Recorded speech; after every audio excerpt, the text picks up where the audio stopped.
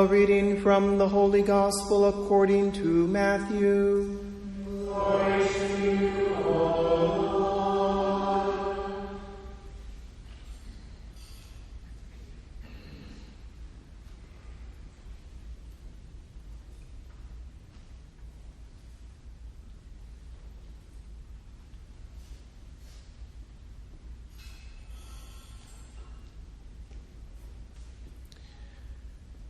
When the Pharisees heard that Jesus had silenced the Sadducees, they gathered together, and one of them, a scholar of the law, tested him by asking, "Teacher, which commandment in the law is the greatest?"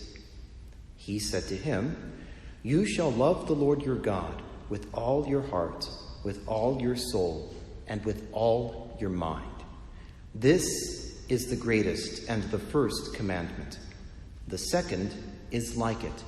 You shall love your neighbor as yourself. The whole law and the prophets depend on these two commandments."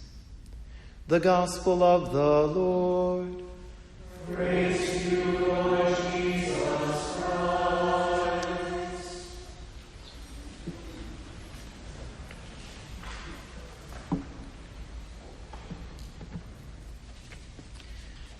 UD students, think back to your first day of AmCiv class. This is a bit theoretical, so imagine that you're there, and your professor is giving an overview of the semester to come. They're talking about the figures, maybe a timeline, maybe a text, maybe a paper that you'll have to write, things you'll have to read and pore over. And then imagine that the professor says, "If you want an A in this class, you'll do this." That's one way to get everyone's attention, right? Not with a paper, not with assignments or participation. If you do this one thing, you will get an A. And then the professor says, memorize and be able to recite aloud Abraham Lincoln's Gettysburg Address. If you can do that, doesn't matter what you'll do on your papers or participation, that will earn you an A for the whole semester. If this is what it means to get an A, if this is what you would have to do, what would you do? You'd probably get started right away so that you can get that course out of the way for the rest of the semester.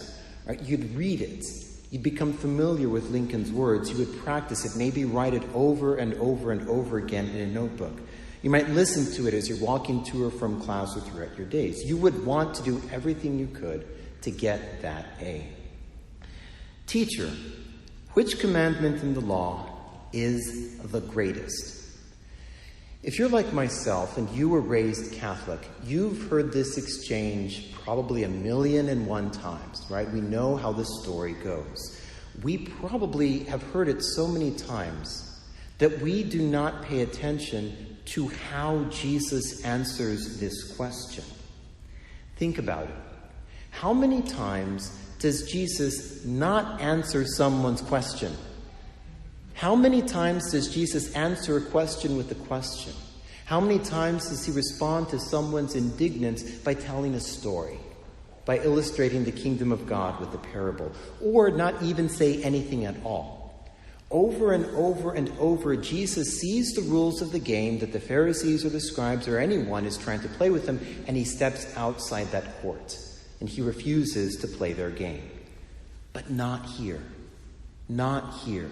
He's asked a question, and he gives a direct and a clear answer. Question: what's the greatest commandment? Answer: you shall love the Lord your God with all your heart, your soul, and your mind. If his answer is so clear, no stories, no illustrations, no clever trying to sneak out of the Pharisees' trap like last week with Caesar and God. No.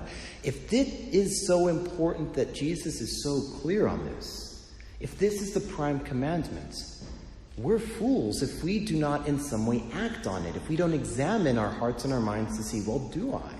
Do I love the Lord my God with all of my mind, all of my soul, all of my heart? So, my mind. What do I think about? What images do I put in front of my physical eyes? And in so doing, what do I put in front of the eyes of my mind? How do I interpret people's actions? What are the presumptions that I make when I'm looking at another person? How do I judge them? How do I judge what they say and what they do? Our soul. How do I define who I am? How do I define success and failure? Who do I say that I am? My heart. Who and what do I love? What do I long for? What loves do I cultivate by thinking and yearning for them day after day? What goals do I have for myself? We can examine our love or the lack thereof for God by examining people and things that we do love. For example, someone else. Whether that someone is a parent, a mom or a dad, a son or a daughter, a boyfriend or girlfriend or a friend. It is indeed possible to love someone more than God. The danger is that far from ennobling this relationship, it actually weakens it. Not only does loving someone else more than God damage our relationship to God, but it also places on them an expectation and a burden that they cannot fulfill. We are setting that relationship up for failure. Nothing can fill that longing that is within us that is meant to be for God. Because God is who He is, we can have a unique relationship with Him that can be unlike anyone else. Because after all, of who or what else could we say without Him, I would not exist? We can in one way say that about our parents or grandparents or ancestors, and yes, they gave us our bodies, but God gave us our immortal soul. God, if you will, holds us in existence. That no one else does. God gives everything to us in a way that no one else can.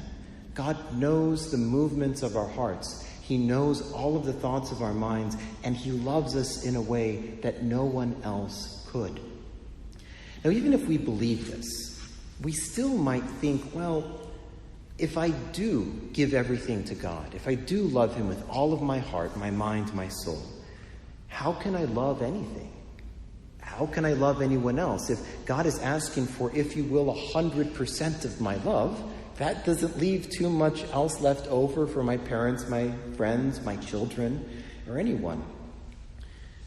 To love God first, to follow this first commandment, does not mean that we have exhausted our love for His creation. If we think that's the case, we're pagans, right? God is not a created being. Because God is the uncreated creator, when we love Him, we love the works of His hands. God is not threatened when we love His creation in the right order. Because God is the creator. He has redeemed all things. Because He continues to sanctify us, He Himself shows us that these two commandments must go together. That love of Him necessarily flows over into the love of our neighbor. Or maybe another way of approaching this is asking these questions. Do I give God thanks for my existence? Do I give God thanks for my mind and for my heart? Do I give God thanks for the people that I love and that love me? Do I ask God's guidance in my studies? Do I seek His guidance and His wisdom in my relationships? When I'm faced with a difficult question, am I tempted, or do I forsake my faith, or do I stay faithful to it? Am I willing to follow God, even when that means giving up things that I deeply want?